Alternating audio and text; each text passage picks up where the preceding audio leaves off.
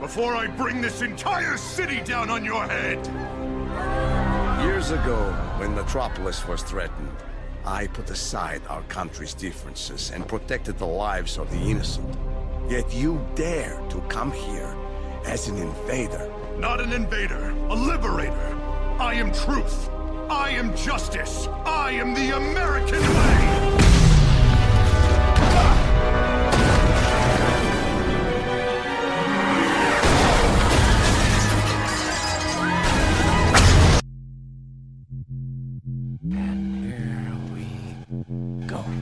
It's the comic book bullies. Man, you come right out of a comic book. It's the comic book bullies. You will bow down before me! It's the comic book bullies. Now I am the master. It's the comic book bullies. It's the comic book bullies. Welcome back to the Comic Book Bullies with Nerdist New Bully. I'm your host Leroy, aka Captain Hook, with my co-host. Yeah, this is Eli, aka Cherry Blossom. Then you're gonna have something with that. And yeah, and we're back with another episode. And yeah, Eli, not too much happened, but we're just gonna just hit the high points and just kind of go from there. I think not this week, but the week after is gonna be kind of like a big week for us or somebody. Comic related, kind of. I get not for our podcast. Maybe for a podcast. We'll see how it goes. Basically, what we're talking about is if you Bush. love the shit out of that movie, you're gonna be like, oh. You never know. I'm probably going with my arms folded, not caring what happens, and then go in there and be like the greatest thing ever. And then I'm just gonna jump on the bandwagon, and I'm just gonna jump on Get Valiant. Shut this podcast down. Yeah, man. Pretend we were fans the whole time. Exactly. That's how it goes. I've been with Valiant since 1990. Blah blah blah. Whatever. Oh yeah. Let's celebrity death. Let's start with some sad news. Okay. Yeah. So Eli, this is a tough one, but bear with me on this one. So we're gonna pay our respects to let me see if I can say this right. Kazuhisa Hashimoto. Oh, is this the secret code? That's the secret code guy. This is the guy that invented the Konami code. That's right. So everybody's upset now. Everybody's like, "Oh, that's who the guy is." So Eli, give it to me off the top of your head. What is the Konami code? I know you know it. Up, down, left, right, A, B. B-A. Yeah. Oh, well. And start. And start. So that's Konami code. It worked on Contra. It worked on Gradius, if I remember what the game was. Like a shooting game or something like that. There was a few other Konami games also. One time Konami wanted to be an asshole and they said he put the code in and actually took lives away from you or some shit. You know what else worked that I found my technique? What's that? Start. Hitting start over and over and over because it basically turned everything into slow motion and you could just dodge the shit out of everything. Did that work on every game? Most of those shooters, Contra or shit like those like Sky Shark or 1941. Those flying games, those up scrolling. Where you're scrolling up the screen, flying around, shooting shit. Mm-hmm. Like Galaga type shit. You know what I'm saying? Yeah. Yeah. Once you get to those really hairy levels where just shit's just flying all over, and you just start hit start over and over, and it basically turns. It pauses the game for a second and then unpauses. Oh yeah, and it just basically turns it into frame by frame. Yeah, and you used to hear the button, but it only works on certain shooters. Yeah, I know. I've done the trick before. Yeah. Kind of annoying after a while, but yes, I see what you're saying. It got you through some shit, Yeah. Especially if it got too hectic. Yeah, especially those shooters got fucking hard. Especially it was a little. It was a little the coordination because you got to shoot too and move at the same time. Right, but it gave you that. But if you were trying to maneuver and try to open down, it came in handy for that. Yeah, it gave you that split second of shit. There's a red dot coming at me. I better move. So. Yeah, only certain games do it all. It was another hidden things that used to have in these games. Also, how some of those games you could choose how many lives you could have on those games. Oh yeah. Well, some games you can go down to 0, And I think if you left it at 0 or went down to 0, the 0 turned to an infinity sign.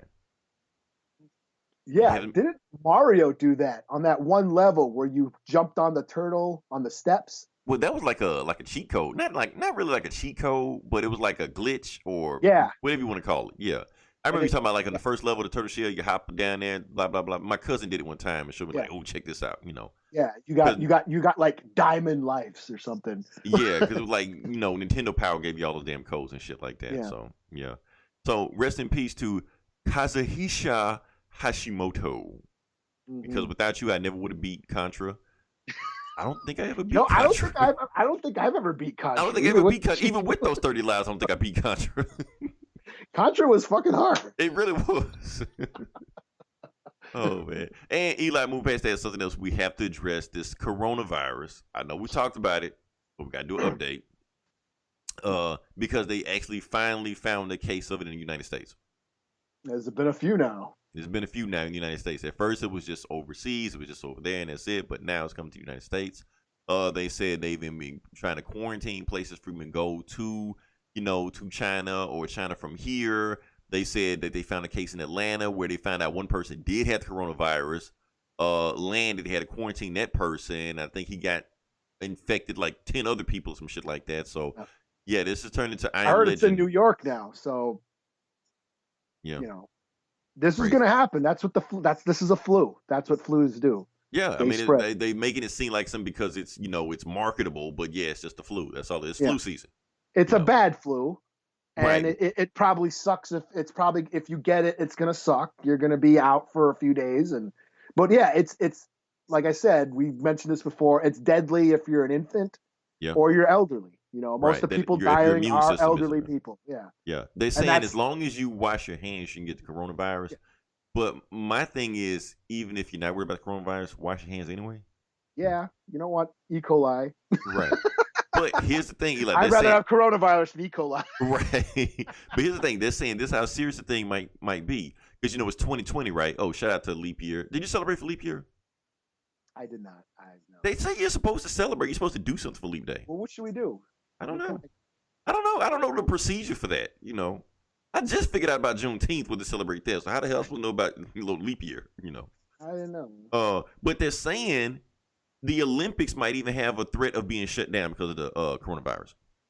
Yeah, it's kind of going overboard.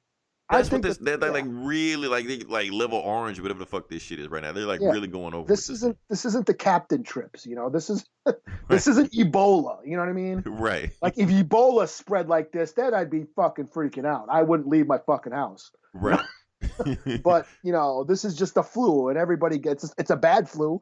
But yeah, it's a flu, and that's what happens. I mean, I worked at UPS during the anthrax scare. So this don't fade me for shit. And Eli, I don't know if I should be scared or not, because here's the thing. Now, they say this is a big thing in China, right? Mm-hmm. And, you know, there's a lot of Africans living in China. They said they have rarely found a case of actually Africans getting the coronavirus in China. Oh, shit. Are you guys immune? That's what I'm hearing. I'm hearing black people can't get the virus. But they're saying the epidemic might hit in Africa somewhere, so I don't know. So I'm wondering right now that if I am, you know, immune to it, am I going to show up to work one day that's going to be like Resident Evil? Like everybody else in my job is going to be walking around like zombies and shit like that. I'm going to be the only one free and I'm going to have to, you know, shoot my way out of there some shit. I don't know. Legend and shit. Right. Oh, man. I shouldn't joke about this shit. But everybody's going to be sampling your blood and shit. Right. Blood and shit. Brains. Like, no, fuck that. You got the antibody, yeah. Your body have the antibodies in my antibodies. Maybe say we move on to the next part of the podcast. Yeah. Okay, so we have this is where we talk about the box office numbers and actually pretty interesting what's going on right now. And Eli, give it to me. What is the number one movie of the week? You know what? I really don't know what came out. Is it a Disney movie? No, it's not a Disney movie. Eli, this is right up your alley. I thought for sure you get this. This is like a layup for you. Okay. So I'm gonna give you a hint. It is a horror movie from Universal. Oh, is it The Invisible Man? It is The Invisible Man. Yes, he is back. Okay. Yeah. So I didn't see it. Is that an Invisible Man joke? Oh, How it is did you now. miss that, Eli? How'd you miss that? Oh yeah. But anyway, that being said, The Invisible Man is #1 at the box office. It is a Universal Picture movie, so Invisible Man is a Universal monster. However, it is not tied into Tom Cruise's Dark Universe, whatever the fuck that shit was. That's right. That has been dissolved. That is not a thing anymore. They are not doing a cinematic universe of that, so that is done. Mm-hmm. There's a new thing starring Elizabeth Moss where her stalker ex-boyfriend is stalking her. Wow.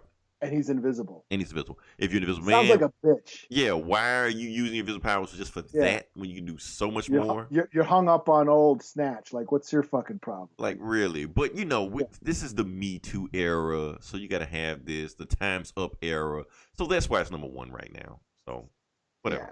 Yeah. I don't know. I was at first I was like, oh, that looks kind of cool, but then the more I saw trailers and shit, I'm like, why does? First of all, this guy sounds like a pussy. Right. And then second of it all, if someone's there, why doesn't she throw something at them? She's like, someone's sitting in that chair. I was like, well, throw a bottle at it then. Right. Like, if you know he's there, shit. yeah, I mean, it ain't Sue Storm. I mean, just hit the motherfucker. Maybe he's upgraded. Maybe he can do that shit. Force fields and shit, Yeah. Shit. Number 2, we have Sonic the Hedgehog still hanging in there. This thing is just running away. Matter of fact, since we already own this, like I said, we're in the video game takeover right now because I don't forget this later on. Eli, there's another video game movie coming out. Oh, the Monster Hunter? Monster Hunter, yeah. I've never played it. I know it's a Capcom game. It's one of Capcom's best-selling games of all time. I don't know what the fuck it is. I know one of them show up in Marvel's Capcom, the one that nobody played. Milio Jovanovic, whatever the fuck her name is. She's in it because she's always in every video game movie ever. Mm-hmm. Somebody else is in it too, but I can't remember. I didn't look at it. Like I said, I don't know anything about I think it's basically like a Pokemon ripoff. I think. Is it? I think so. I think that's all it is. I thought it was gonna be like Devil May Cry or something. No, nothing that cool. Like I said, I gotta look into it, but I really think Monster Hunter is like Capcom's version of, Pokemon is hot, let's just do that. So it's more or less like based on a Pokemon ripoff. So for adults, basically, instead of cheesy. Not even for adults, like those weird anime folks. Like for them. Those weird anime. We're not the anime bullies, man. I'm sorry. People tag me in some anime shit earlier today, like, Leroy, check this out. I'm like, I don't know what the fuck that is, man. I'm sorry. Number 3, Call It a While, the Harrison Ford and his dog movie. I can't believe I just said this. Number 4, My Hero Academia, Heroes Rising. A fucking anime movie. Is that an anime? That's a movie? No shit. And that's what, number 5? Yeah, number 4. Number 4? Yes. Shit. What the fuck?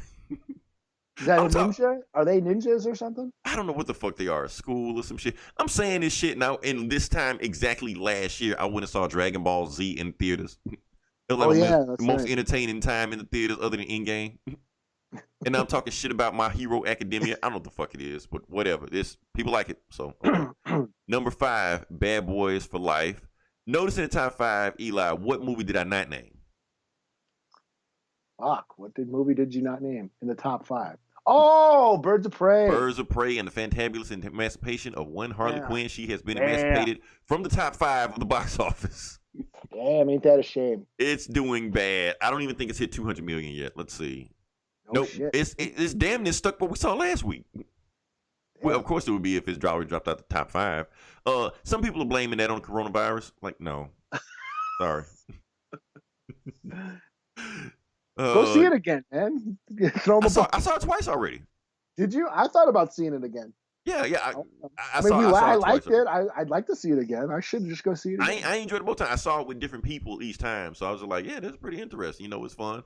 Well, the crowd was into it the second time. But yeah, it's flopping. But that's cool. I mean, look, we don't have to start a grassroots movement or anything for movies to like. If you like a movie and it flops, that's cool. I like lots of movies that flop. And it doesn't hurt my enjoyment of it at all. It happens. Yeah. Yeah. Meanwhile, My Hero Academia is going to take over the box office. So, yeah, well. Number 7, Impractical Jokers, the movie. Oh, that's right. I want to see that. What is that? Impractical Jokers, that TV show. It's like a prank show. and they made like a movie. Jackass? Kinda.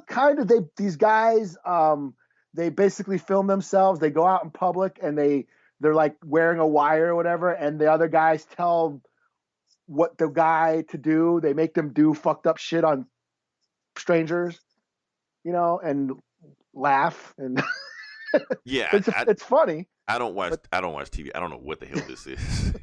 It's a funny show. It's been going on forever. What's his Tell Him Steve Dave, one of those guys, the Kevin Smith's homies, does a podcast on the Kevin Smith's yeah.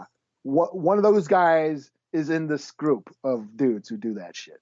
So it's not like Steve-O or some shit like that. It's somebody else. No, this is like it's not Jackass, not the Jackass crew. It's some other New York comedians guys, a bunch of those guys just running around the city fucking with each other basically.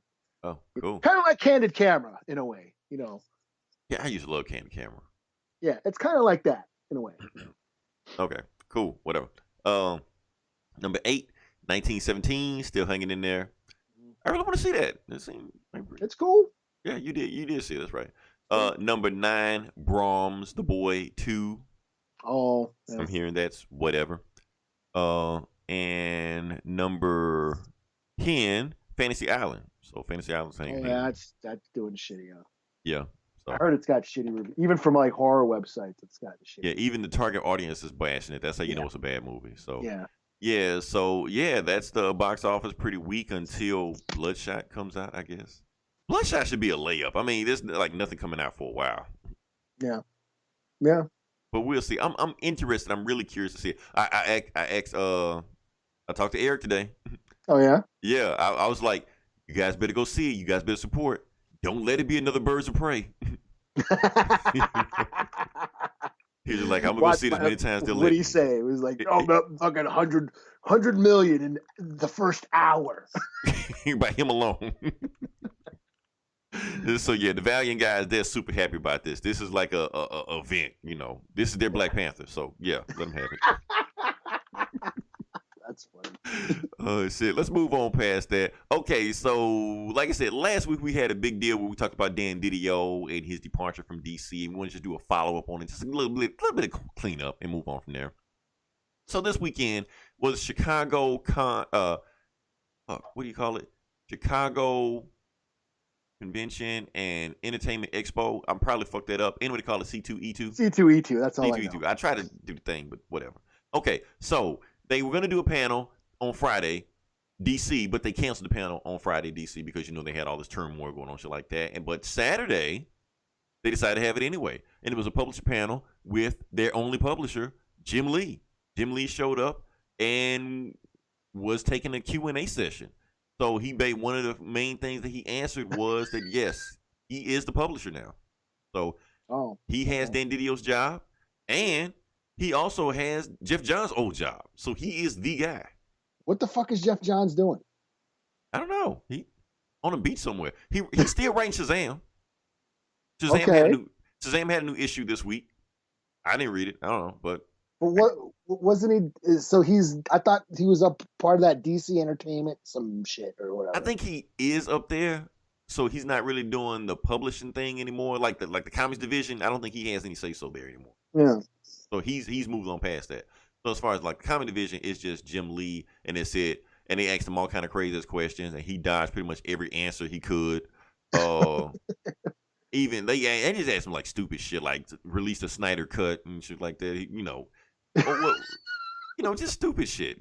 What else did he answer? What was his favorite book, and are they gonna have more representation? It was a big thing that they asked him, but I'm trying to remember what they asked him. We talked about the publishing thing. That's pretty much it. Yeah. So Jim Lee is pretty much about what are they gonna shut down or not? Yeah. Jim Lee said it's all rumors and conjecture. They've been around for 85 years. They're gonna be around another 85 years. So that's so people were saying you gotta wait for the official source before you go running off with these rumors, stuff like that. Jim Lee says everything's fine. No reason to panic. Everything's okay. Marvel's not buying them. Marvel's not buying them. He said all that. I don't believe me, Eli. I'm just saying. Here's the You don't thing. believe Jim Lee? I don't believe Jim Lee. I know we're waiting for the official source, but Jim Lee's a corporate puppet. How can we believe him? He's the man. I mean, you can't believe the establishment, you know. So that's my whole thing. And here's the thing about Jim Lee. So do you think they're going to get shut down? I don't think they're going to get shut down tomorrow. But I think they need to tighten up the belts. You know, I started looking at the share numbers and stuff like that. I started digging into numbers and Diamond District stuff like that. Marvel is actually doubling their shares right now, like damn near. Like, I thought it was like competition, like okay, DC kind of like this, Marvel like that. No, Marvel's like ran away with them. Now you can make all the assumptions that Marvel. Is that because of House of X and shit? Yeah, House of X, and they double ship books, and they make people buy bullshit, and they do variant cups like that. Whatever it is, the point is, if you look at the numbers, Marvel has damn near doubled the share of DC right now. DC has barely got 30% of the market. They don't even have 30% of the market right now, so it's rough over there right now. Now that's why everyone's having a kid right now in DC. Aquaman and Superman, Batman and Catwoman are having a kid. Right?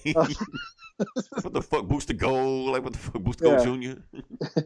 It's so shit. So that's all the shit's going on right now. So they just basically they're just throwing shit at the wall and seeing what sticks right now in DC. You can kind of feel that's what they're doing. I like what DC. I like DC comics. We normally review DC books. What sounds like. Yeah, that's the thing is they sound like they had a plan like a couple years ago and then said, fuck it. Well, see, that's the thing. They weren't on the same course. That plan that they had, it wasn't their plan. That was Jeff Johns' plan. Mm-hmm. As soon as he did it, Didio and these other guys said, fuck your plan. We're going to do what the fuck we want to do. Mm-hmm. So, and that's why Jim Lee, we love Jim Lee. Like I said, Jim Lee is a fan favorite with comic fans. He draws a mean-ass Psylocke. You know, it's like, remember when Dave Chappelle, when they asked about Michael Jackson, he just said, he made Thriller. Like, that's Jim Lee. He made X-Men. Like, so that's why we love Jim Lee. But at the same time, Dan Didio is no longer there to protect him. Because all those mistakes that everybody was saying Didio made in the last 20 years, 11 years, stuff like that, Jim Lee's ass was right there next to him. New 52 was as much as Jim Lee's baby as it was Didio's baby. All those weird ass designs the Superman and Batman had with all those weird armor looks and shit like that, that was 100% all Jim Lee. And all the artists at DC at the time hated him for drawing that shit. Because they couldn't remember how to, what did the line go on Flash? I don't know. Shit, you know. So 2 years later, they just said, fuck it, and just went back to the classic details. So I don't know. Like I said, we always want a bad guy. We always want a finger to point, pointed at somebody. And we don't want to point the finger at Jim Lee. We don't want Jim Lee to be the bad guy. We love Jim Lee. But who else we going to point the finger to when some shit goes down? When we get gay Superman and black Batman and non-binary Wonder Woman and shit like that. You know, we're going to have to point the finger at Jim Lee. We don't want him to be the bad guy, but he's going to have to be the bad guy. So, I don't know. Unless they get another guy in there, Now, what's this shit about Quesada? Oh, I'm glad you brought that up. Okay. We talked about, I don't think we talked about it last week. I think I argued with Gomer online about it. I just heard about this like a couple days because ago. the thing is, Quesada doesn't really have shit to do now. Because Quesada was the guy over in Marvel, but Kevin Feige has his job now.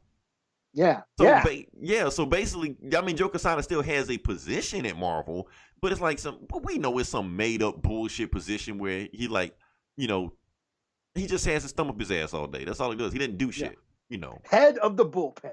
Right.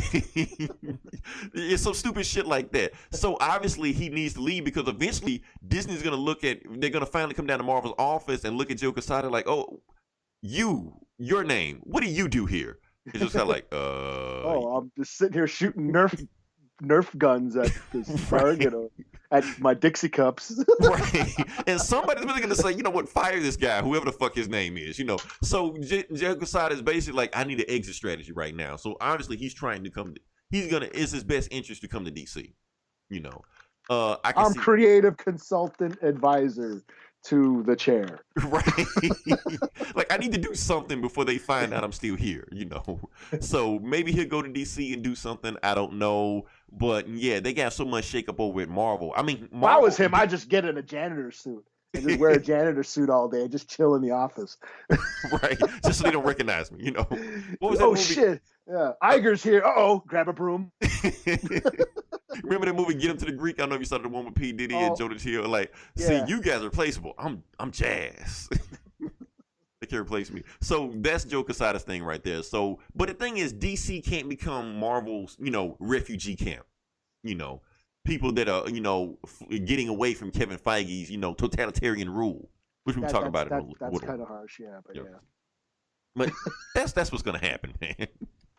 And so we don't know what's gonna happen with Joe Quesada. That's all rumors and hearsay, also. But all we know right now, Jim Lee says that everything is fine.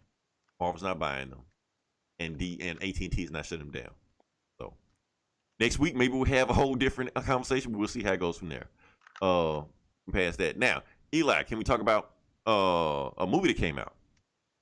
Sure. Okay. Well, you can. Yeah, you can. I can talk about it, So basically, this is Superman Red Son. This is one of those DC cartoon movies that came out. Now, not only is this a DC cartoon movie that came out, this is a graphic novel. Now, I know we have different arguments about what a graphic novel is. Wasn't that a great thread today? Yes, it was. And you know what? I knew it was going to go exactly how I planned it to go. Because I knew certain assholes were going to pop up and start complaining about what's a graphic novel, what's not a graphic novel. Look, it's my thread. I say what the fuck a graphic novel is. Red Son is a graphic novel. I don't care. We're talking inside baseball, but I don't care. I just want to just say that real quick. So I want to talk about the differences between the actual cartoon and the graphic novel. Honestly, Red Son is one of my favorite Superman stories of all time. Honestly, I think it's one of the greatest graphic novels of all time. It really digs into what makes Superman Superman. Because the thing is, if you actually read the story, like if you just look at a Soviet Superman, Soviet Russia Superman, you think injustice. You're thinking, okay, he's evil, he's out to conquer the world, shit like that. But I think the book is more nuanced than that. Because Superman isn't the villain. And yes, we're talking about Lex Luthor. He goes up against Lex Luthor in the movie. I mean, in the comic book, which, like I said, that's nothing we haven't seen before. But Superman necessarily isn't the villain of the story, even though he is Soviet Superman. And Lex Luthor isn't the villain either, even though he represents, United States capitalism. The villain of the movie, in my opinion, or the villain of the story in general, in my opinion, is nationalism. Because Superman is still Superman, but since he arrived on Earth 12 hours, normally what he would have, and the Earth's rotation landed him in the Ukraine instead of Smallville, it completely changed the nature of the story. So Superman is still Superman. He still goes around the world, still saves people, still protects the kids, still stands for truth and justice. But the thing is, it's truth, justice, and the communist way. So that's where it's at. And the United States, since they're already in a Cold War with the Soviet Union, and now the Soviet Union has the most powerful weapon on the planet that can even, that nukes can't even stop, it changes the course of history. And it's really interesting. You got people showing up. It's like little details in it, like JFK is married to Marilyn Monroe because since the United States was not the biggest threat on the planet, they had no reason to kill JFK. Stalin shows up. So little bitty stuff in there, and it really boils down to what makes Superman Superman. Because yes, his socialist ideas is actually the same socialist ideas Superman always had. He always fought for the common people. Always fought to make equality. And if you look at socialism and communism, that's kind of things they preach. I'm not advocating communism. I'm not saying that. USA. But at the same time, United States is kind of painted to be kind of pieces of shit. They promote capitalism, which we know capitalism is about you just make as much money as you can. Fuck everybody else. It doesn't really matter.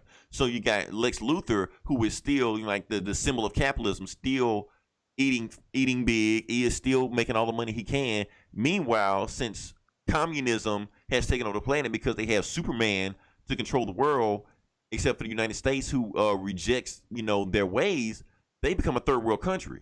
They go into another civil war. They just go in shambles just because they won't accept the way the world is, because they keep holding on to the archaic ways of capitalism. And it's an interesting story. Now, does the cartoon explore those themes that the book does? Fuck no. What you get is just your standard DC movie where it's truncated, where it's going to be Not as long as the book, so they're going to cut out all the details of it and just streamline the story. You're going to get, shoddy, half-assed, third-rate animation that doesn't hold up to the artwork of the book.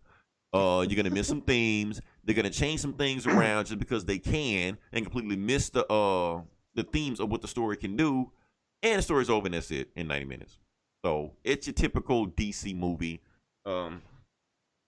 Just because the source material is just that strong, I will say that it elevates the story. So this is a better DC movie than the other DC movies that you get. A lot of people are complaining about the ending of the movie. It changes from the ending of the book. Now, I will say this. I hated the ending of the book. I thought the ending of the book was fucking stupid. I thought the halfway ending of the book was fine. But then they tacked on another ending that made no fucking sense. And I did some research on it. Grant Morrison actually came up with that ending, not Mark Millar. That made no sense. The movie completely ignores that, and I think it's better for that. So, if you watch The Red Son, it's certain things they did, Eli, that just really pissed me off, but I don't really want to talk about it right now. But they changed some things that it's like, they changed things just for the sake of changing things, and it changes the tone and the characters of what they were standing for. And I don't know. It's a cool story. I do feel like that if you're going to look at the story, make sure you read the book also before. That way you can kind of get the whole gist of the whole story, because they really leave out a lot of stuff and just kind of streamline the stuff. Overall, like I said, the story still is strong. I'm going to give it a 3.5 out of 5. It's still one of DC's better entries. It's better than that Wonder Woman Bloodlines thing that just came out with, but it's not like Red Hood and like that. Like, not one of the upper levels. It's just another DC property. Yeah, that's what I got with that one. Well, it wasn't on the DC app, which I was like, I'm I would have glad watched you asked about that. I'm glad you asked about that. Okay, so I was on the forums of the DC Universe app, and because I was asking about Bloodlines also. So they have a new policy on DC Universe app. They don't release movies until 90 days after it's been released now. Yeah. Yeah. They used to do it like when it first came out, like last year around this time, Death of Superman and Reign of Superman, they released the day of. So I got to watch this shit in there. Now, those were awesome. I loved those two. But now, ever since Bloodline, they decided to have like a 90-day wait. So you won't see it on there till 90 days afterwards. So, yeah, sorry. Moving past that, Eli, now you watched the trailer. Yeah, I'm not fucking with it. No, I'm not fucking with it. I don't. You didn't watch the trailer? I didn't even watch the trailer. Fuck that. Really? Nope. Damn. Not doing it. I was gonna say we should do a commentary on the trailer, on the movie, because I haven't seen the movie in a while. I know, and I was like, I haven't. It's been a while since I've seen it. Yeah, I was gonna say let's do a commentary, but like I said, I know the general idea. Oh, anyway, we're talking about Candyman. Yeah. So I don't know if they're remaking Candyman. I don't know the sequel Candyman. Like I said, I didn't see the trailer, so I don't really know. Yeah, and it looks like a reboot / sequel. Which is the update. thing everybody does nowadays. Yeah. You have your cake and you eat it too. Yeah. You can consider it a reboot, but it's also it can be a continuation because it's still the same character and just an updated version of the old story. But yeah. So Candyman. So for those who don't know what Candyman is, it's old because we're old. I saw it in high school. So, Damn, okay. So yeah, Candyman horror flick, starring Tony Todd in one of his most popular roles, I believe. That's what he's probably most known for. And Final Destination. Yeah, and he was in The Crow too. Okay, cool. Yeah, and the Night of the Living Dead reboot or remake.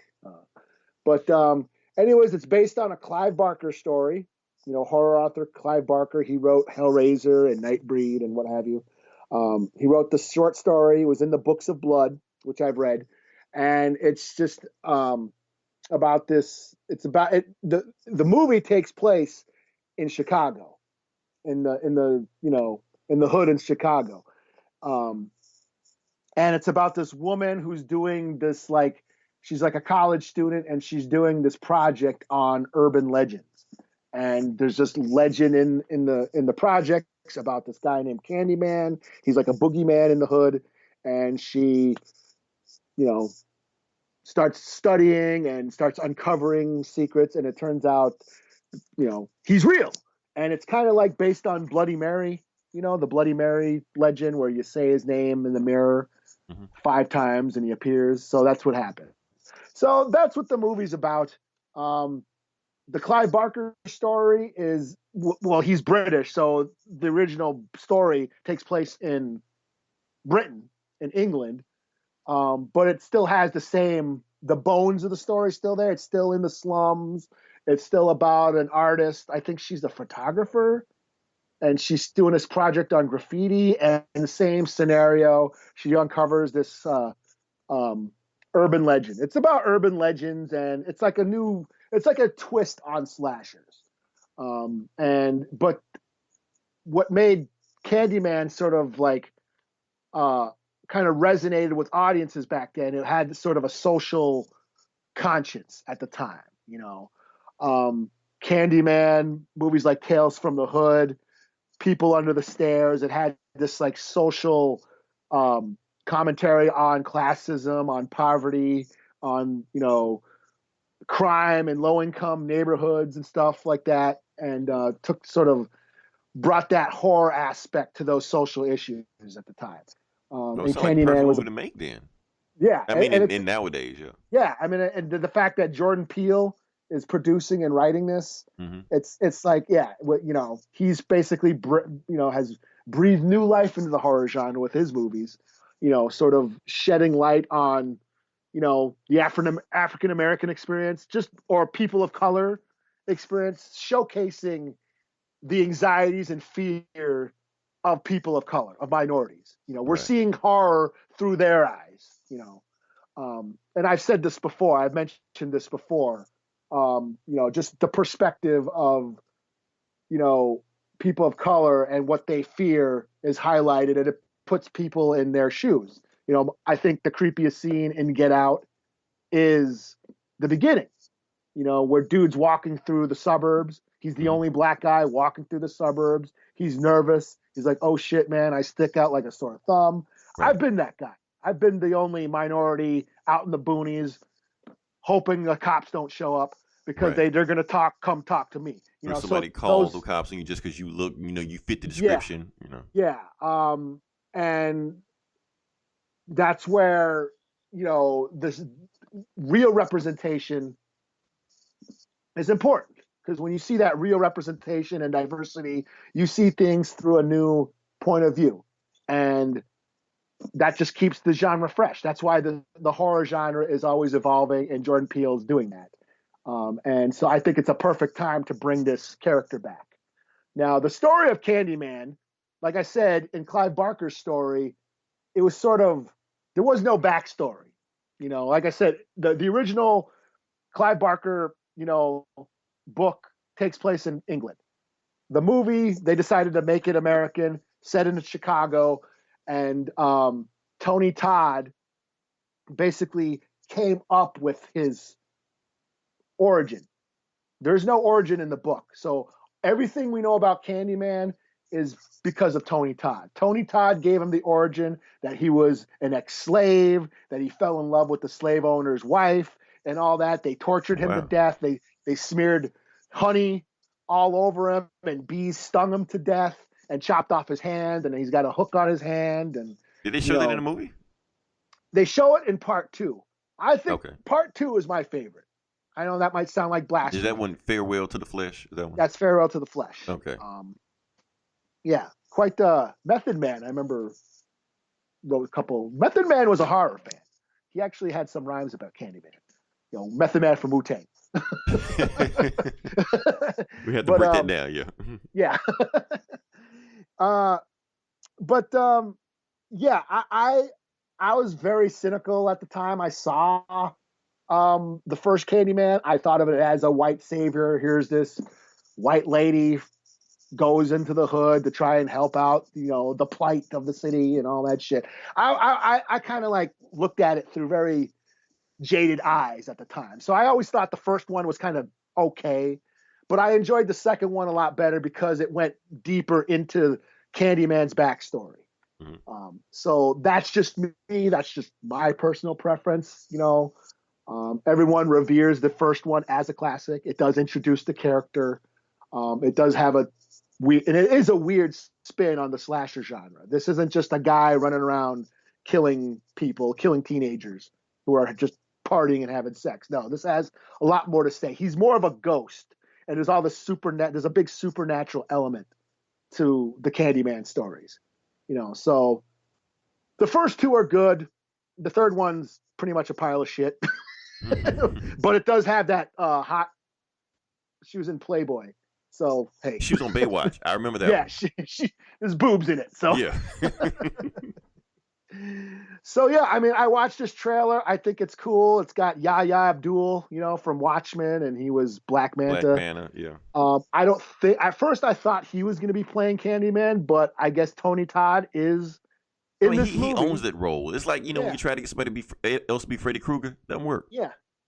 I mean, he won't confirm that he's Candyman, but he has confirmed he's in this movie. What if it's like the next generation, where at the end of the movie, Yahya becomes the new Candyman? Something, because I thought I was like, Yahya would be cool as Candyman. But then I saw the trailer, and he's like an artist. He's like a painter or something. Yeah. So, and he's doing a project on the Candyman legend and stuff. So he's basically bringing back the legend, or bringing back this urban legend, and that's what the story's about. This urban tale that, on how rumors and just mythologies and stories just get started, and how they're passed down throughout communities and generations and stuff. That's one of the themes of these movies. So anyways, I think it looks cool. Like I said, it's a perfect time to bring this character back.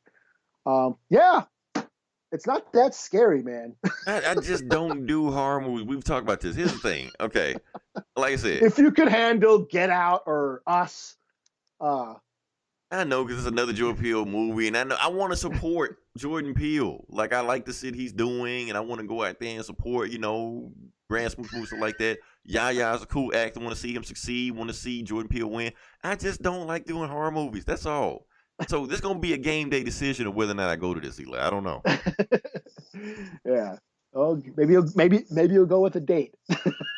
Maybe, like, if a date want to go, I'll take it. You're like, oh, we can't both be in there screaming like I'm going, hold me. Like, well, that doesn't work. So you'll be like Scooby Doo and Shaggy, right? Jumping in her arms, zoinks. Right. So that wouldn't work. So. Oh man, can we move on to the next part of the podcast? Okay. Sure. Yeah.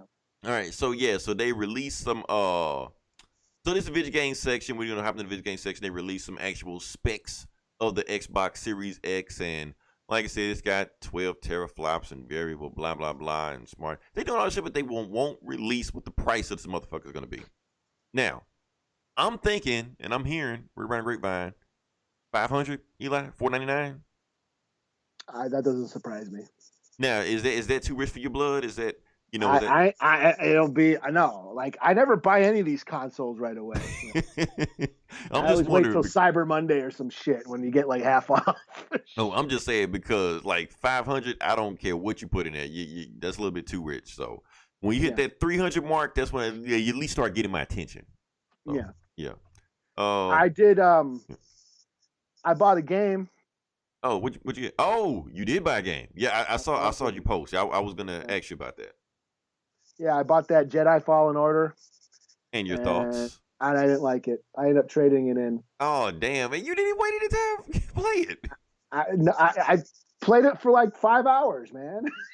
Okay, well, okay, I get it. 5 hours. If you're not getting any entertainment out of 5 hours, yeah, you can go back. Yeah, 2 days. That was like 2 days for me, and like all I was doing was jumping up cliffs and swinging across. It was Tomb Raider, man. It was Pitfall. Okay, but what about the story? I'll just watch YouTube clips of it.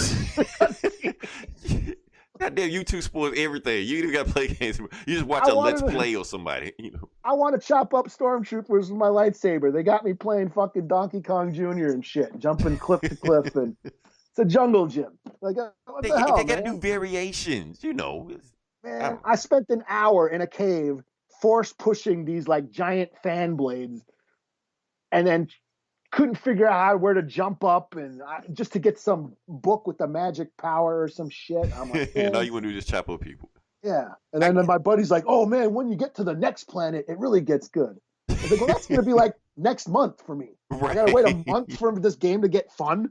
Like that's how with like these TV shows. Like, oh, when you get to the 8th episode, that's when it gets good. I'm not getting that far in. No, that's it. Yeah, I mean, I only got like a couple hours a day to game, and I don't want to spend it jumping across, cliffs and shit. I wanted to chop up shit.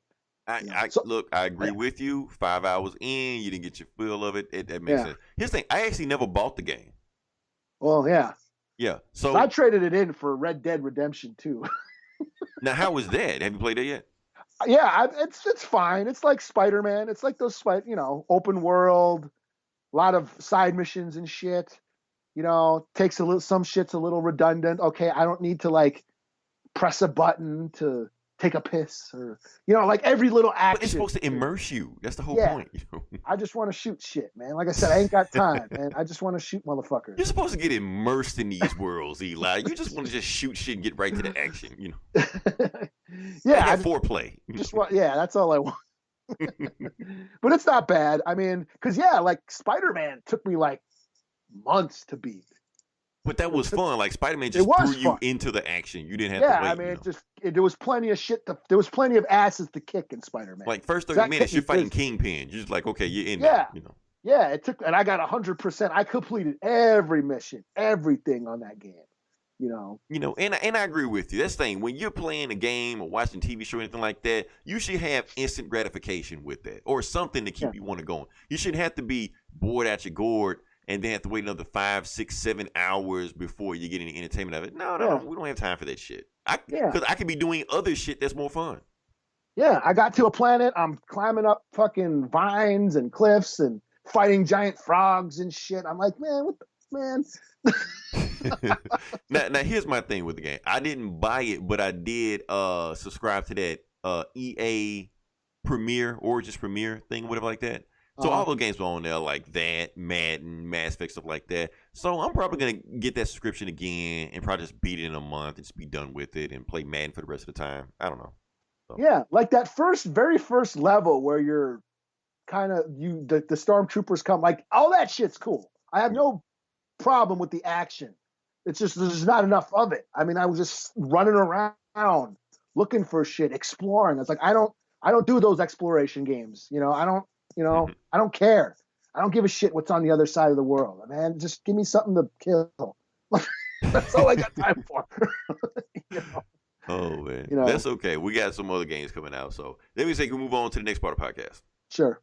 Okay, so like I said, this is the Comic Book Bullies, where we talk about the comic books, and we're just gonna jump right into it. And I guess I'm gonna start off with the X Minute. Sure. And what do I have here? X-Men number 7. Sure. So Eli, did you read this one? No. Damn it. Well, I'm gonna say damn it. I knew you weren't gonna read it. Yeah, I'm only on the one X book. Okay. So, all right. So this is X-Men number 7, and the name of this issue is called Faith. And so basically what this book is about the Crucible. And Cyclops is sitting down with Wolverine like late at night, and they just drinking a beer and shit like that. And he was like, yeah, I'm going to go to the Shi'ar Empire. We just taking Jean and the kids there. You want to come, Wolverine? Like, nah, it's not my thing. Hey, Jean's going to be in a bikini. You're like, And I'm going to be in a Speedo. You're like, They're like, wait, what the fuck? Like, what is this? So obviously it gets his attention with that. But anyway, past that, they start talking about the Crucible. They're like, the Crucible tomorrow. What do you think about the Crucible? Wolverine's like, I don't agree with the Crucible, but it's not my decision to make. That's the Quiet Council's thing, so that's on them. Now, Cyclops, if you want to get a more interesting perspective on that, you need to go talk to a priest. And Cyclops, you're like, you know what? That's a damn good idea. So he go finds a priest, and he finds Nightcrawler. Because he's heavy into religion, stuff like that. And Nightcrawler's just having all these contemplations like that. He's just being in Krakoa, just in general, is testing his faith, especially just living here and the resurrection protocols they have and the crucibles going on and all this testing his faith right now. So that's when they walk past this campfire where they see a bunch of these kids and they talk to Exodus. Now, Eli, Exodus is actually another Native American X-Man, actually X-Men villain, but Oh shit. yeah, he was a not villain, but he's good now. He was like Magneto's something, accomplice, prophet, whatever. Old guy, he's back now. He's telling his campfire story to these kids, and basically he's telling them that, kids, do you remember why we have the Crucible? Like, what is the Crucible? The Crucible is basically like when they take mutants that don't have any more powers and they get powers, but in order to get the powers, they have to die. And why is this the reason? It's because, and he says the name, because of Scarlet Witch. And the kids get scared. They're like, don't say that name. Don't say that name. Ooh. So basically Scarlet Witch is like the boogeyman to kids. They tell Scarlet Witch to mutant kids to scare them. They're like, okay, I won't say her name, or she who will not be named. But basically what she did when she did No More Mutants thing, she got rid of 1 million mutants' powers. So in order for them to get their powers back, that's why we have the Crucible. But okay, now this actually goes back to like to the House of X and how the resurrection protocols work. Is that when the mutants die, they have these 5 mutants like Go Balls, shit like that, to bring the mutants back and resurrect them. So that's what they plan to do with these mutants. All the mutants that got their powers wiped out, they're just human now. But if they get resurrected through that process, then they also get their powers back. However, there we go.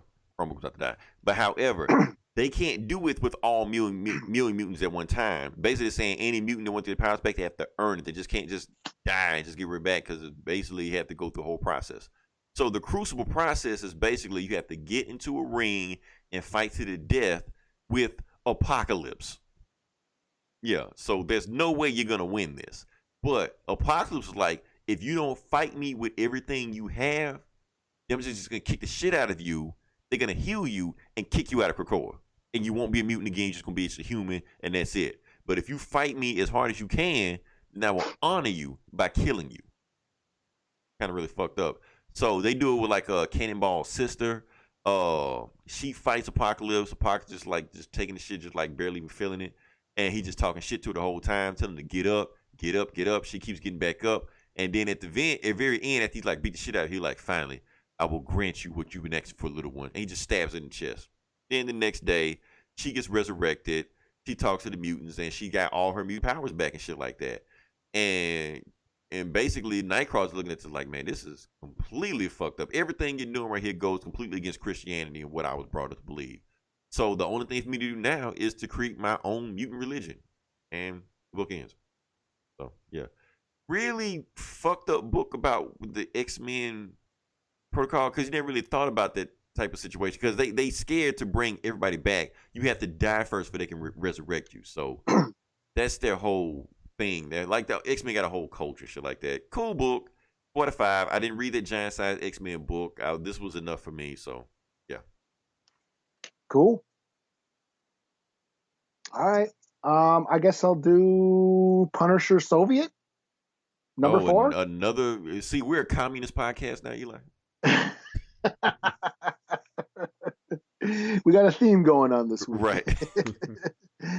So this book, we got now the Punisher. He was going after this Russian mobster. Every time he showed up to do a hit, they were already dead.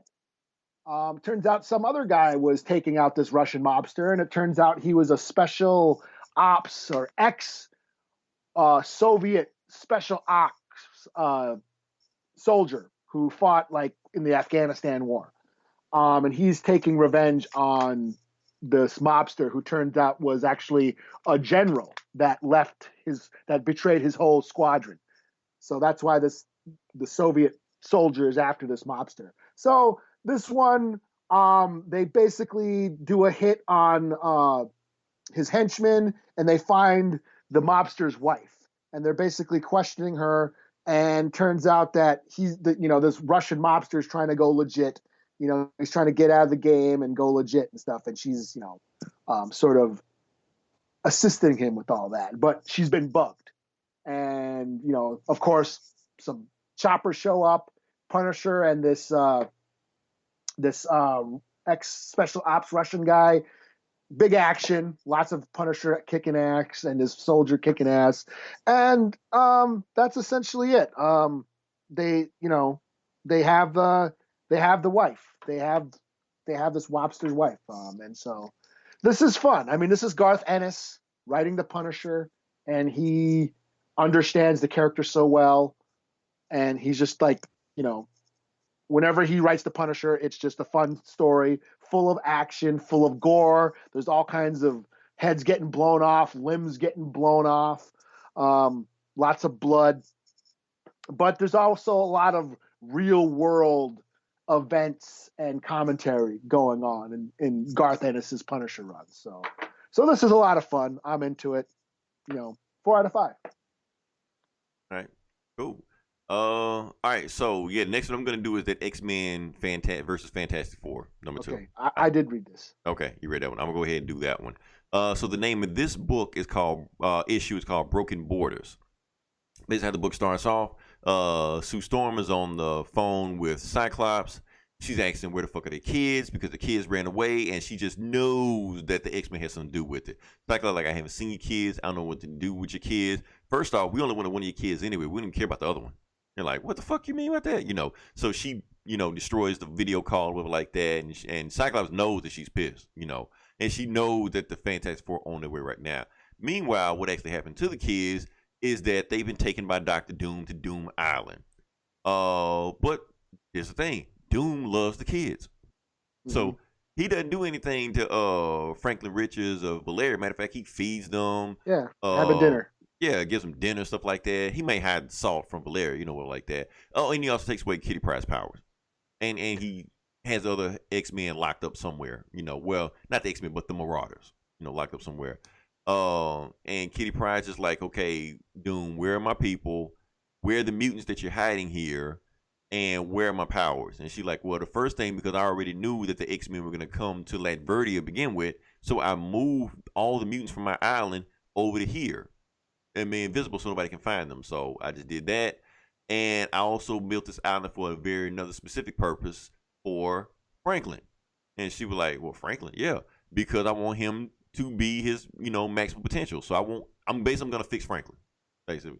And she, okay, like, this don't even sound like Dr. Doom. Like, what the hell's going on here? She like, and Valeria's like, come on, Uncle Doom, tell us what you're really doing. Doom's like, I can't say no to you, Valeria. Like, I'm doing this basically, to one up Reed because of he being an asshole. If I fix him, then, I look like the better guy than him, Back to the X-Men, they basically figured out where, Franklin is. So they're like, okay, we don't have Franklin. We need to go get Franklin. And Cyclops like, hold on, before we go get Franklin and stuff like that, we need to worry about the Fantastic Four. Man, you're like, fuck the Fantastic Four. That's a rock dude and a fire guy. What the hell are they gonna do with us? And Nightcrawler's like, those not the guys you need to worry about. You need to worry about Franklin, Reed Richards. He's the smartest dude in the Marvel Universe. You need to worry about his wife, because she can go anywhere she wants to, and you'll even know she's here. Matter of fact, she might even be here right now. And they looking around like, oh, yeah. Shit. Okay. That was great. Yeah. Everybody started looking around like, oh, shit. They might be here right now. So Magneto, uses magnetic powers to hit the sprinklers, and boom, the sprinklers activate, and it shows all the Fantastic Four right there, and Thing punches Magneto in the face like, what the fuck you call me, a brute, a rock monster?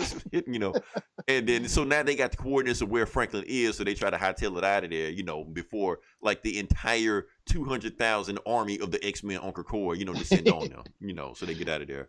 I like how they just jump in their little car, their flying car. Right. Because obviously Sue is like strong as fuck, because the X-Men were about to hand them their ass, and then Sue is like, okay, I'm awake, I'm back. Boom, get the fuck out of here. Yeah.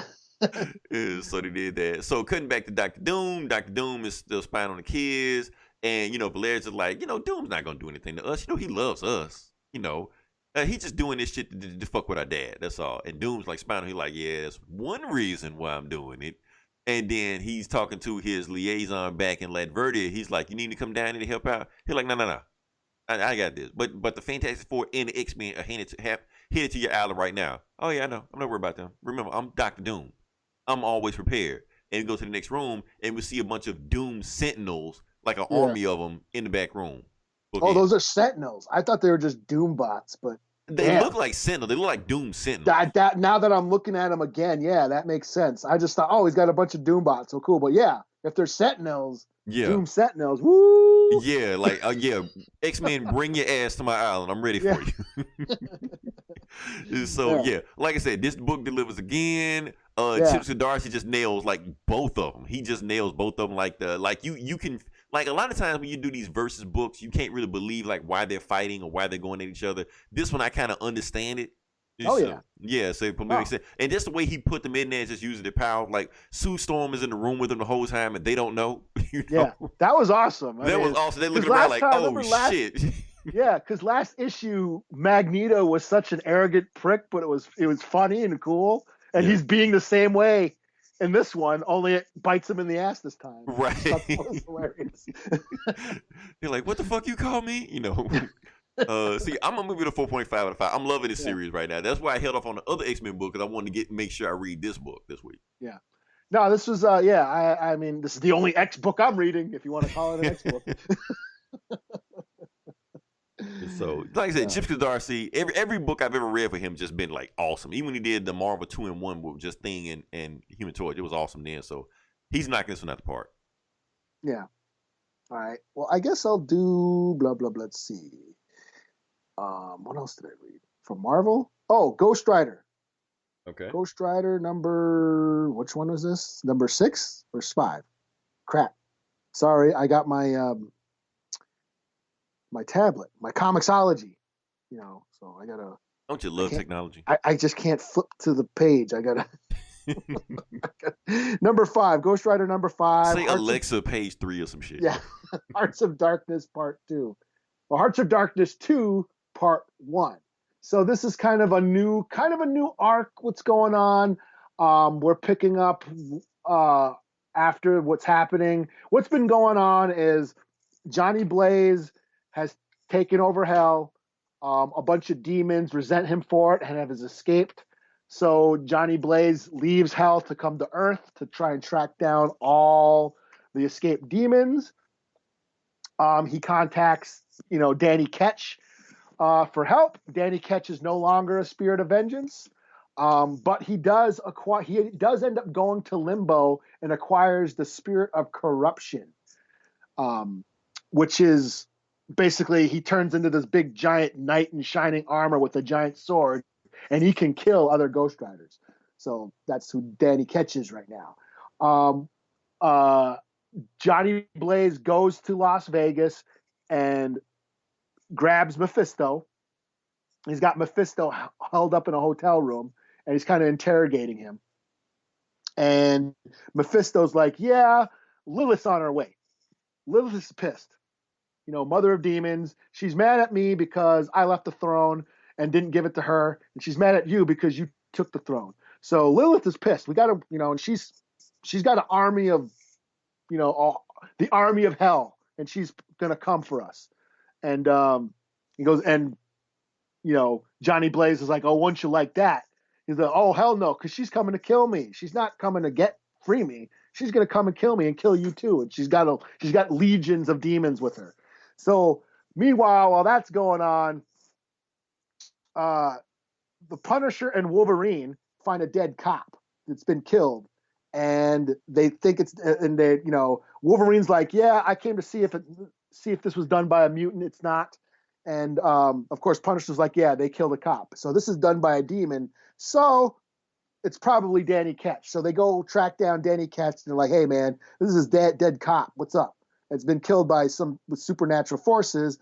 And Danny Ketch's like, yeah, I ain't that anymore. But it's like, well, we're still bringing you in. And then Danny Ketch turns into the spirit of corruption and sort of kicks, Wolverine's ass and Punisher. Damn, okay. Before the caretaker kind of has to step in and say, hey guys, break it up. And then of course we have Lilith. She's on Earth now. She's got a bunch of demon hordes looking for shit. And Danny Ketch has Mephisto, and he's driving down the highway. He's on his chopper. He's full on Ghost Rider. He's got Mephisto all chained up, and he's dragging him down the road. They go through a portal, and Doctor Strange is there, and he's like, hey, where are you taking my prisoner? And it says to be continued. So, okay. Yeah. Like things are ramping up over there. Yeah. So cool beginning to this new story arc. I'm digging it. Like I said, it's throwback to the old Midnight Suns and all that shit. Danny Ketch has a new power. So yeah, I give it a 4 out of 5. Digging it. Okay. Last book I'm going to review this is obviously just a tie-in. Not even really tie-in. This is just Falcon and Winter Soldier. To let you know, this story is obviously not connected to the Disney Plus story that is coming out. This is in the 616 universe. And it's just a 5-issue miniseries. So a lot of people, and this is not the top tier artists or creators or writers that they have on this book. So let's review it and just get to it. So basically, book starts off in Indiana at Bucky Barnes' home. He's just in there chilling. He has a pet cat. They don't name the cat. Doesn't really matter. His squad breaks in the door, tries to kill him. He kills all of them, leaves with the cat and the motorcycle and leaves. Boom. That's how the book opens up. 3 pages. We cut to New York and we cut to Falcon. Falcon is still running his social working thing, and somebody didn't show up to the office, so he decided to go to the Office of Federal Utilities to go there. And basically what the Federal Office of Utility is that they're supposedly send out hired assassins to go out and take out, certain places that the government needs that, that they don't want anybody to know. But when he goes to there, everybody's already dead. He's like, wait, what the fuck? He turns around, he sees Bucky already there. He's like, Bucky, what the hell are you doing here? Did you kill all these people? Like, nah, I didn't kill them. Matter of fact, I work for them. Obviously, the same people that came to kill me took these guys out. Matter of fact, I work for the Office of Federal Utilities because since they're the government and they need people to, send assassins out to go take out people out, I'm obviously one of those guys. You're like, oh shit. But now I need to find out who killed these guys and who's trying to kill me. So Falcon and Bucky are forced to team up. They get a lead. They find out there's one person that was supposed to be there that wasn't there named Veronica Eaton.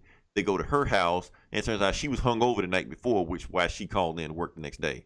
She didn't know everybody was, killed today, so she was like, oh, shit, I didn't know that. She does some research on what might have happened. She realized Hydra has been split up into 2 different factions. One team is set up by a trainee of Baron Zemo, because Zemo is dead now, and another faction is by an ex-rival of Zemo. So 2 different faction teams, but they don't know. One of those teams is trying to kill them, they don't know. While they get information, somebody kicks in the door. It's just one guy, and it's some teenage Logan Paul looking motherfucker. Calls himself the Natural. And he says, I'm the guy that killed everybody in the Office of Federal Utilities. Yeah, I did it by myself. He's like, what the fuck? He has no gun. He has no weapons. He's just in there. He was like, yeah, and now they sent me to kill you guys too. You 2 Captain America guys. Matter of fact, I'm a big fan of anybody that can hold the shield of Captain America. And commences to kick the shit out of both of them. Like easily, not even an issue.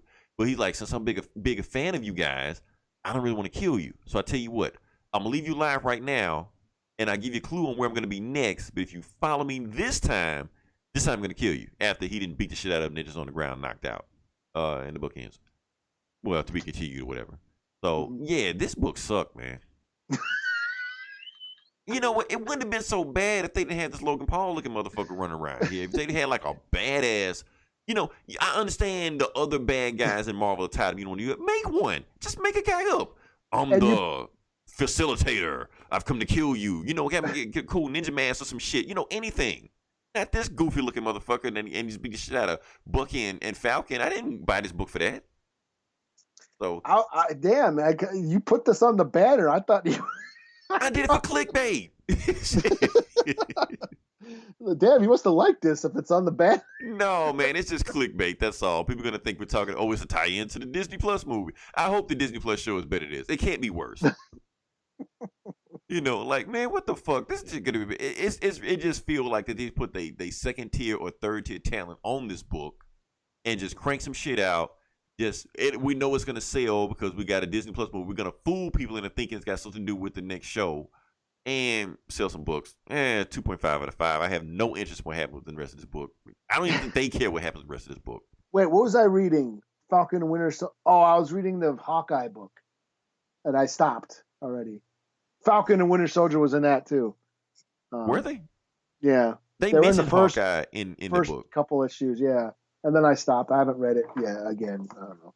And the reason I picked it up because I wanted to read more about the Falcon. Remember, the Falcon had a book, 2 years ago, 3 years ago? I don't know when we reviewed it. But I liked that series. Nobody bought it, and it got canceled. Mm-hmm. So I'm thinking this is a chance for Marvel to, like, relaunch these characters, because Bucky can't sell a book either. His 15 minutes is up in the comics. Like, the Winter Soldier arc was cool, but now he's just there. So I'm thinking, like, this is a chance for maybe to put two people that can't sell a book, the unsellables, and give them a buddy cop book. Maybe they can sell a book. Nah, they don't really care. Well, it's Marvel, man. They fucking take. Oh, you like this cool villain? Well, he's a good guy now. Get sick of that shit, man. Come on. Y'all can put more effort into this shit, man. Yeah. Don't just do this shit. Because that's a cool cover. That's one thing I do like about the cover. Matter of fact, I'm pretty sure the guy that drew the cover is not the artist of the book. Because Marvel loves doing that shit. Yeah. So, yeah, man, I feel like this is just a whole bait and switch thing, man. I don't care what they do with it. I'm really disappointed. Because they didn't actually put some energy behind this book or some talent behind this book. I might have got behind it. But you can tell they don't care. This is like a comic I read, you get for free out of a cereal box. That's what this shit felt like to me. Hey, some of those books are kind of good, man. Some of them are. Some of them are. I'm not. But the majority of them, they're going to be like, we don't give a fuck. I remember those BVS tie-ins that came with the cereal. Some of them were okay. When Batman was kicking the shit out of Firefly, that was pretty cool. But other than that, yeah, that's it. Yeah. All right. Well, speaking of awesome art, I got Detective Comics 1020. Art by Brad Walker, Andrew Hennessy, and Brad Anderson. This is cool. Look at flipping through this. Who's writing this? Not a Tinian's. Oh, Tomasi. Okay, cool. Tomasi. So we have Two-Face. This is, I think it's a past story. It's like a flashback or something, but it's basically a Two-Face centric story. Going around killing. He starts out, he's killing like coin dealers, and he's like doing the flipping the coin, and it's really cool. It's got like he's talking in the two voices, the two schizo voices are talking back and forth and shit. And everybody who's interacting with them are like, what the fuck, this guy's nuts and shit, And of course, Batman is, one step behind, detecting. He's investigating all the murders and shit. And basically, it turns out that Two-Face is starting a cult of followers, schizo cults. Some guys have pretty faces, and then the other half are all scarred and shit, like his coins. And it's like this cult of Two-Face. And that's where basically the book says to be continued. But it's an awesome story. It's all, you see Two-Face going nuts. It says something about past is prelude or past is something at the beginning. What did it say? Past is prologue. So it's definitely something that happened in the past, and Two-Face his madness is starting to develop. We see him, killing these mobsters. We see him. He gets shot. He's at a He's getting like surgery at a hospital and shit. And his personalities are arguing with each other, and the doctors end up getting freaked out. And like at one point, like good Harvey flips the coin and it's fine, but then Two-Face flips the coin and it's bad, and it's, oh, you die. He's like, wait, you just said I could live, but shoots the doctor and shit. This is really cool. It mixes the action with like the hard-boiled detective noir, and the art is awesome. So the art on these Batman books lately, yeah. I mean, you got to put your best guy on Batman. Yeah. After the Tom King run, this is like just, this is just. Even the Tom King run had their best guys. Art-wise on those two. Yeah, but the run was okay at best. I feel like Tom King kind of overstayed his welcome. He kind of started petering out after a while. I don't know what the fuck we're going to go. So when he first got on it, he was going, but then he just kind of whatever. So after Tom King's run, this is just a whole new, fresh breath of fresh air. New like life Batman new life has been breathed into Batman and Detective. So this is, two of the best books I think right now are Batman and Detective. I'm digging them. So this is a 4 out of 5. So. Cool. Batman, can't go wrong with that. So, she got any more? No, I'm good. Okay, cool. One more thing I want to talk about before we get in there, but I didn't want to talk about it in the beginning. I want to talk about it at the end. Let's talk about Bernie Sanders. Okay. Okay. Reason I want to talk about Bernie Sanders. First off, I still find it weird that he has a Twitch stream where he hosts his shit.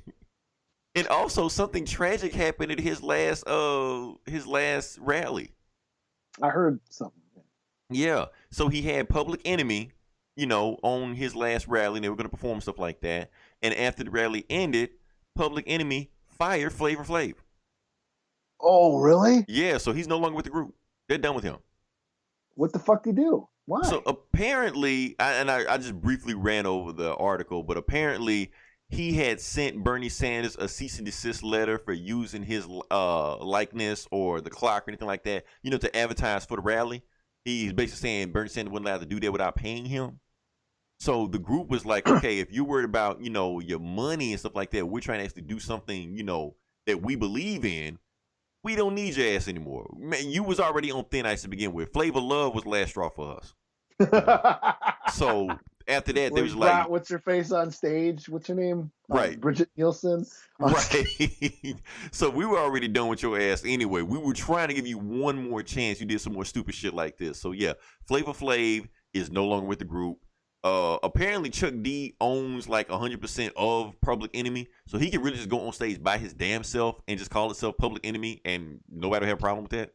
So, well, damn, who's gonna do 911 as a joke? That's the thing. Maybe this guy just gonna do it. Maybe who's gonna do Coco Lampin? They just get another guy. Just hell, the Temptations and the Four Tops replace guys all the time. Let's get another Flavor Flav. Get an imposter. Flavor Flav look like contest. Let's do it. There's got to be other hype mans around, Yeah, they'll do somebody, man. But yeah, this is the end of an era. And we talked about this the other day because you were talking about how rock bands can go like in the 80s and 90s and perform all the time like that, but rap groups really don't do that. Like Public Enemy have to be in their 60s. Yeah, I was in high school when I was bumping shit. Yo, Bum Rush the Show, Takes a Million Nations, all that shit, or Nation of Millions. Yeah, so you hate to see stuff like applause, this. Yeah, so you hate to see stuff like this. And I'm old. I'm in my 40s. Right. So they got to be in their 60s, at least like mid 60s, maybe, still out there, rapping, stuff like that, and they're doing political rally stuff like that. But why would Flavor Flav fuck this up? I don't know. It may hurt them because let's be honest with you, he was the one that people wanted to see at Public Enemy concerts. Yeah. He was the hype man. He was the guy, Yeah. So end of an era. Damn you, Bernie. Yeah. So hey, we talked about enough socialism in this podcast. Breaking up Public Enemy. What the fuck? Right. If you listen this long, definitely like, share, subscribe. We have our sister podcast, Geeks Avs, and we have I just did an episode today, so just did an episode today. Download both. Plug your other one, Eli, because I know you have another one. Oh yeah, and then I'm doing also, what am I calling it? The Geeks Avs Clone Wars Escape Pod, which is I'm just reviewing every new Clone Wars episode every week. Cool. So definitely check that out. Like I said, we got Comic Cast. We have TGIC. They call it This Geek in Comics, but I like to call it Thank God for Comics or whatever. Or the Shit Talk Show, whatever they like to call themselves. I don't know.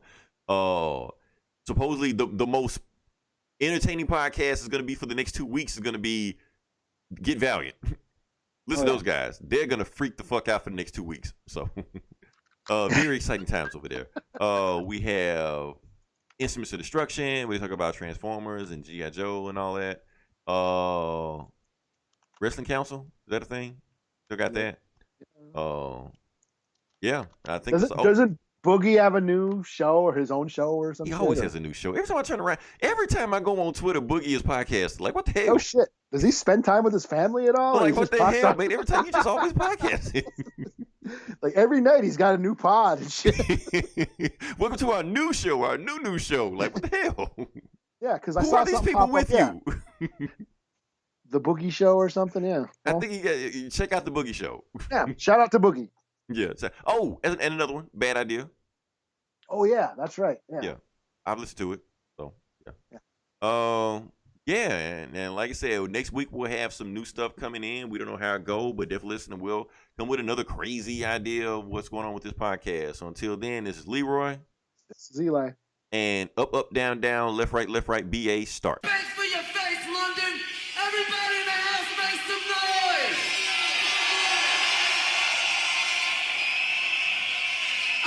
everybody in the house to say, ho!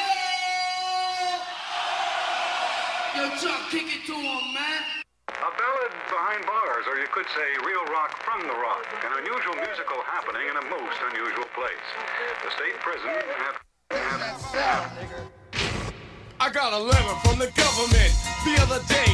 I opened and read it. It said they were suckers.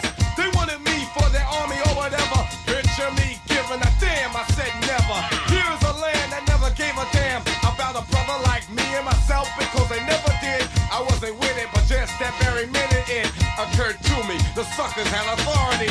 Cold sweating as I dwell in my cell. How long has it been? They got me sitting in a state pen. I gotta get out, but that thought was thought before. I contemplated a plan on the cell floor. I'm not a fugitive on the run, but a brother like me begun to be another one. Public enemy serving time, they drew the line, y'all. They criticized me for some crime. Nevertheless, they could not understand that I'm a black man, and I can never be a veteran. On the strength of situations unreal, I got a raw deal, so I'm looking for the steel. Hey, yo, Chuck, you serious? You in the justice, man? Word 'em up, I'm looking for that steel. Yo, man, we gonna break you out of there, man. We ain't gonna like that, man. Don't you know, they got me rotten in the time that I'm serving. Telling you what happened the same time they're throwing. 4 of us packed in a cell like slaves. Oh well, the same motherfucker got us living in his hell. You have to realize what is the form of slavery, organized under a swarm of devils. Straight up, word 'em up on the level. The reasons are several, most of them federal. Here's my plan anyway, and I say I got gusto, but only some I can trust. Yo, some do a bid from 1 to 10, but I never did, and plus I never been. I'm on a tier with no tears should ever fall. Cell blocked and locked, I never clock it, y'all. Cause time and time again, time they got me serving to those to them. I'm not a citizen, but ever when I catch a CO, sleeping on the job, my plan is on go ahead. I want to strength, I'ma tell you the deal. I got nothing to lose, cause I'm going for the steel. Hey, yo, Chuck, we gonna break you out of here, man. Words of strength, G. I'm going for that steel. Word up, G. They tryna put black out of the game by keeping you in there, you know what I'm saying? But they can't keep a good man down. Now they got me in the cell. Hey, yo, Chuck, we got Now they got me in the cell. Now they got me in the cell. Don't you know I caught a CO falling asleep on death row? I grabbed his gun and he did what I said so. And every man's the man got served, along with the time they served. Decency was deserved. To understand my demands, I gave a warning. I wanted the governor, y'all, and plus the warden to know that I was innocent. Because I'm militant, posing a threat. You better fucking up the government. My plan said I had to get out and break north. Just like Oliver's neck, I had to get off. My boys had the feds in check. They couldn't try nothing. We had a force to instigate a prison riot. This what it takes for peace, so I just took a piece. Black for black, inside time to cut the leash. Freedom to get out to the ghetto, no sellout. 6 COs we got, we ought to put their head out. But I'll give them a chance, cause I'm civilized. As for rest of the world, they can't realize a cell is hell. I'm a rebel, so I rebel. Between bars, got me thinking like an animal. Got a woman CO to call me a copter. She tried to get away, and I popped her twice, right? No one to get nice. I had 6 COs, and now it's 5 to go, and I'm serious. Call me delirious, but I'm still a captive. I gotta rap this time to break as time grows intense. I got my steel in my right hand. Now I'm looking for the fence. Hey, yo, Chuck, we got the dope plan in effect, G. Word to the strength, man. I'm looking for that fence. Word, I got the 98 posse, Professor good for the S1. Yo, Chuck, we coming, man. As I ventured into the courtyard, followed by 52 brothers, bruised, battered, and scarred, but hard. Going out with a bang, ready to bang out. The power from the sky, from the tower, shots rang out. A high number in dose, yes, it's something cause I figure I trigger my steel stand and hold my post. This is what I mean, an anti-nigga machine. If I come out alive, then they won't come clean. Then I threw up, my steel bullets flew up. Into my surprise, the wall and tower blew up. Who shot what, who, what, the bazooka was who? Into my rescue, it was the S1W. Secure my getaway, so I just got away. The joint broke from the black smoke.